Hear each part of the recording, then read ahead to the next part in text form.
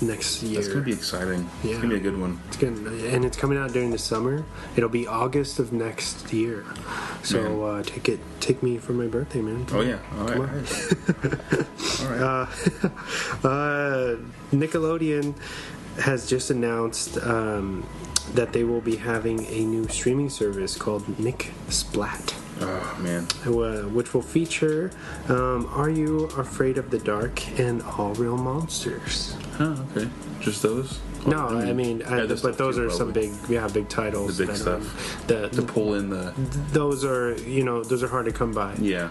To buy seasons and stuff, you gotta. Man, everyone's coming up with the streaming service. And nostalgia. Yeah. Right. Moving on. This will be my final news piece. Okay. Sharp Objects, starring Amy Adams, just had their season finale. Oh, okay, nice. Obviously, you're really into that show. Yeah, I am. I'm obviously not going to spoil anything. Yeah. But anybody who's been waiting for them to kind of end so you could binge it, yeah. AKA Annie, what's up? It's over now, so binge it. Nice. All at once. It's crazy. It's a great mystery. It's got a lot of tension there. Yeah. So, without giving anything away, check it out on HBO Go. Oh, I forgot to say something also. My last bit of news. Anyone who is a fan of the Batman the Animated Series, I am a big one. They're coming out with a Blu-ray release of the entire series coming October.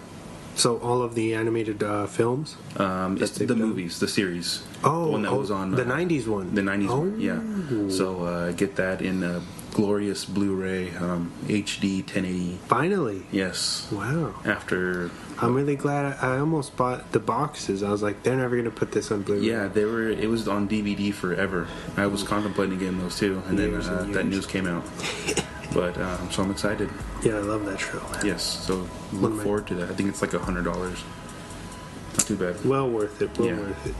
All right, moving on to our weekly Rex. Oh yeah. And now it's time for the weekly recommendations. Passing it back on down to you. All right, man. So I only got one. My weekly rec for this week is The Road. Ooh. With I can't remember Viggo Mortensen. Yes. Saved you. Yep. You've seen him in Lord of the Rings and Hidalgo, right? Mm-hmm. Basically, it's him.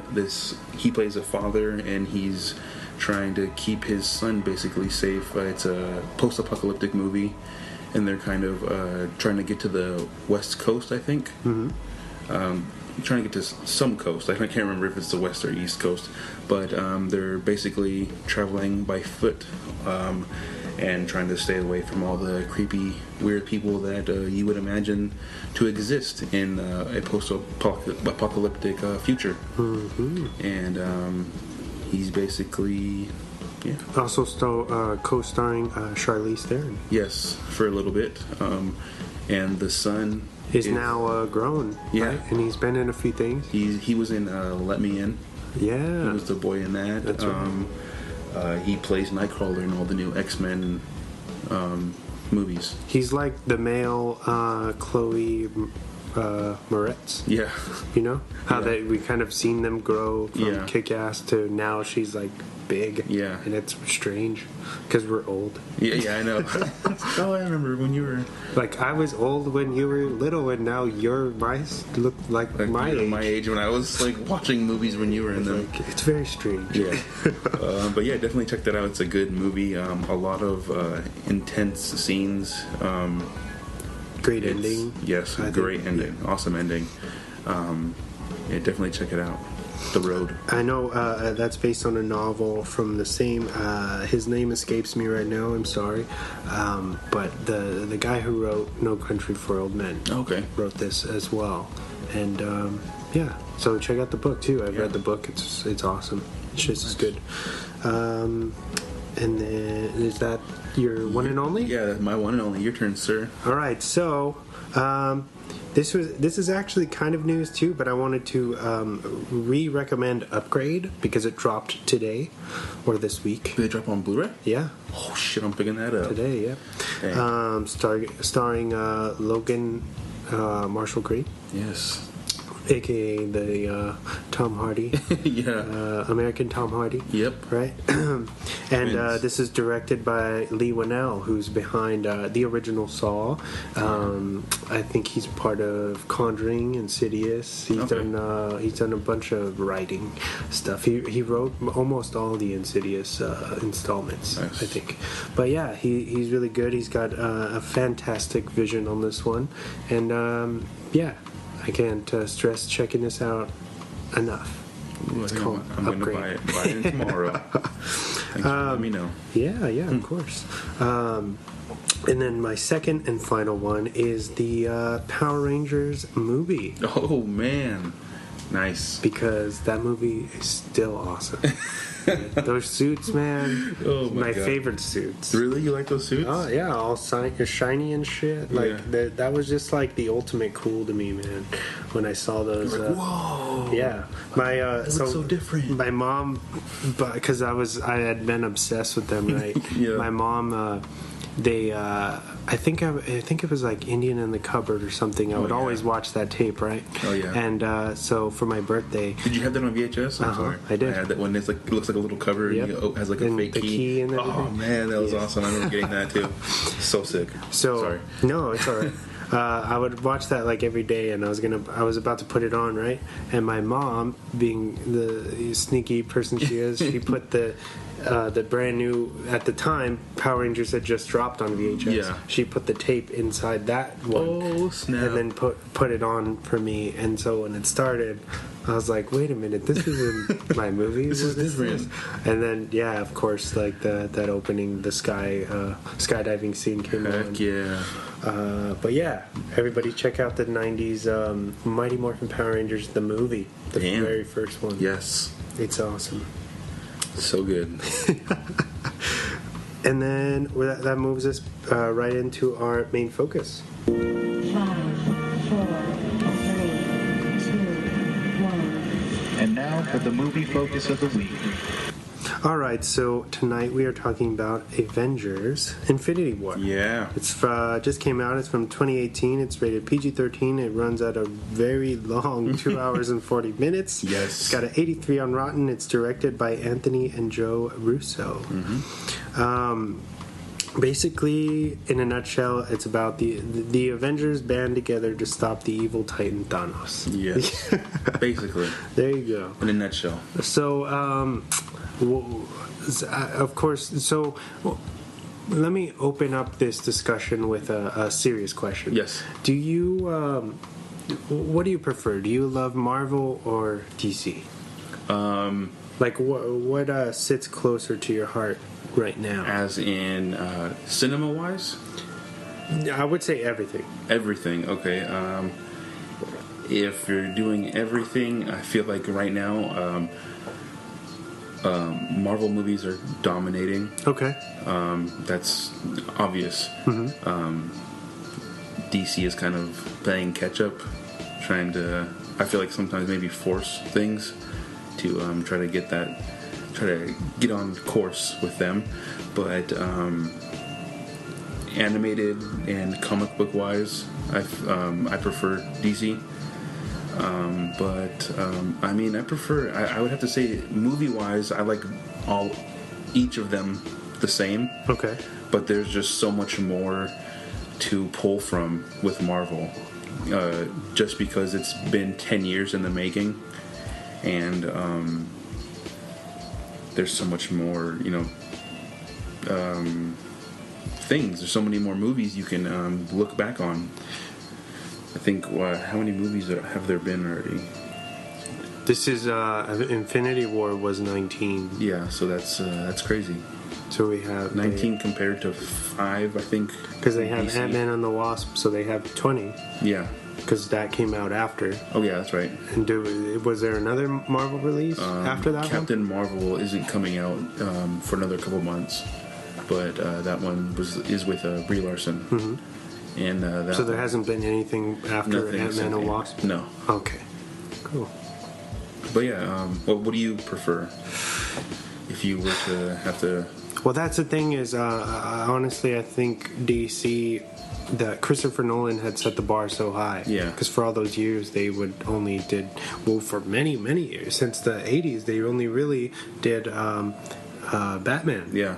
Reincarnations, you know, and then so that all of a sudden they started wanting to jump into other territory, and I feel like besides Wonder Woman, they haven't fared very well. Yeah. You know, at least collectively. You know, there's bits and pieces of the movies that are really good, but as a whole, Wonder Woman, I think, is their kind of crown jewel for now. But anyway, we're kind of that's their kind of golden standard. Yeah, right.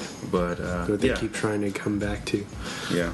But no, like you said, I've always been a big Marvel fan. I think Marvel, even in my childhood, like with the comics and stuff, I always tended to lean towards Marvel. They were more, at least with their darker stuff, like Punisher and everything. Yeah. I was always a vigilante guy, you know. And with DC, besides Batman, they're more, which was funny because I always looked at them as more of tame. And then they started getting kind of darker with their cinematic stuff. So I've enjoyed seeing them kind of what they're trying to do. Yeah. But yeah, you know, and then so for Marvel, I was really into it until the first Avengers, and then. Because you didn't like the first Avengers, right? No, it just wasn't. It wasn't what I wanted. I thought it was too comical, like too cartoony. Yeah. It just wasn't. I feel like maybe it just had too many of the characters at once that I couldn't take it seriously, or maybe it was just Josh's style. Vision, yeah. I love him as I love like some of the stuff that he's done. Yeah. But just as far as the superhero stuff, it just didn't really resonate with me. Yeah. But this was cool because you took me to see Infinity War, and I think that it's the probably the best how do you say assembly movie that they've put out so far. Yeah, definitely. Obviously not there's standalones that are probably still as good. Obviously they didn't put as much money into those or whatever, but but I'm saying like collectively with all the characters that were in this thing at once, this is probably the best ever. Yeah, this movie had a huge cast compared to the other ones, not just because you're not really getting just your standard Thor, Captain America, Iron Man, Hulk, Hawkeye, Black Widow, and I'm missing somebody. Scarlet Witch. I'm just like for like the main Avengers. Oh yeah, like this one had them, and then it had the Guardians, had Doctor Strange, and then it had the cast of Doctor Strange or Wong, who's kind of like his sidekick. It was like true, like they were truly, connecting all of these standalone movies. And I think that was their big kind of push. They were letting people know this is the culmination of what they say, 10 years of building up this huge thing to this one point in this cinematic universe. It's kind of like the Kingdom Hearts of Marvel movies. It's just bringing every single thing together. Because you really do feel when they bring you into the world, like when you go to Wakanda, you feel like you're there, or whatever. They did a really good job with that, or just keeping the pace consistent for how long it is. It doesn't feel like it drags. It doesn't let up. It really like pushes you through and gets you to the end. Momentarily fast for how long it for how long a movie that is. It feels you're not there sitting like, okay, when is this going to be over? Like, you're entertained pretty much the whole entire time. Yeah, especially if you've been following these characters. I mean, it's a fun ride. And one of the things I really liked about this is every time they would introduce a new set of heroes, like when you start off with Thor's group and then you go to Doctor Strange and then the Guardians and then Wakanda, you get those vibes from the movies that you would kind of like how when they show the Guardians,